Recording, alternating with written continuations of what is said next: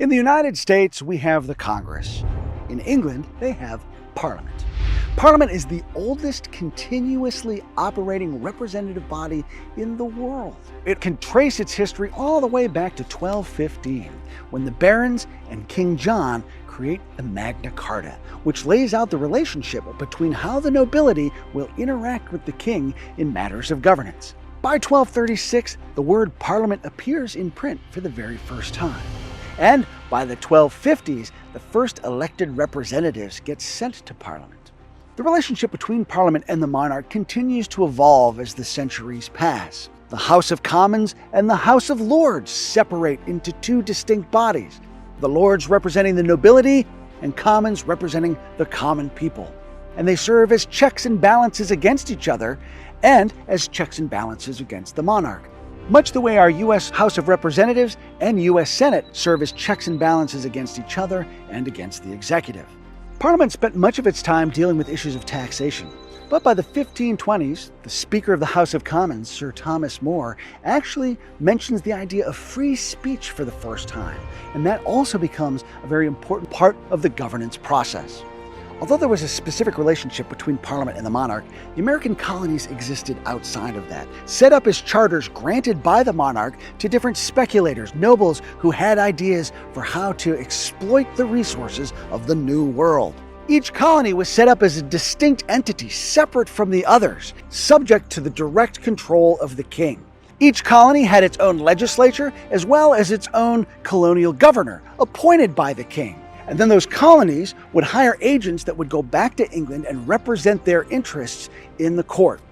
In the 1750s and 60s, the French and Indian War costs a lot of money for the British Empire. Parliament decides to try to recoup some of that money by levying taxes on the colonists. The colonists cried foul. They didn't believe Parliament had the authority to tax them. They didn't have representation in Parliament. And this is the idea where taxation without representation is born. The colonists resist, and after a year, Parliament rescinds the Stamp Act, which levied those taxes. But in doing so, it also passed an act exerting its authority to tax the colonists and to execute laws over the colonies. This continues to broil controversy because the colonies still address their grievances to the king, not to Parliament. King George III goes along with Parliament's interpretations, in part because of bad advice he gets from his advisors. There were members of Parliament who supported the colonies and their grievances, but the king wouldn't listen. The tension will grow and finally culminate in 1774 with the Intolerable Acts, which will push the colonies toward rebellion. The result is one of the greatest diplomatic blunders in English history, the loss of its 13 American colonies. Fortunately, today, the United States and England enjoy a close alliance on the world stage, and the independence movement looks like a mere hiccup in our long family relationship. The conversation between Parliament and the monarchy also continues today, in the same way that America's own institutionalized conversations define who we are and the direction that we continue to move forward.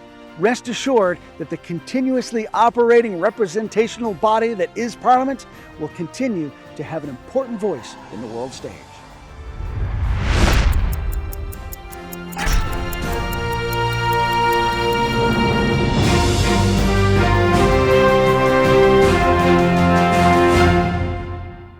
To stay up to date on all the latest and coolest videos, please subscribe to the Trust's YouTube channel.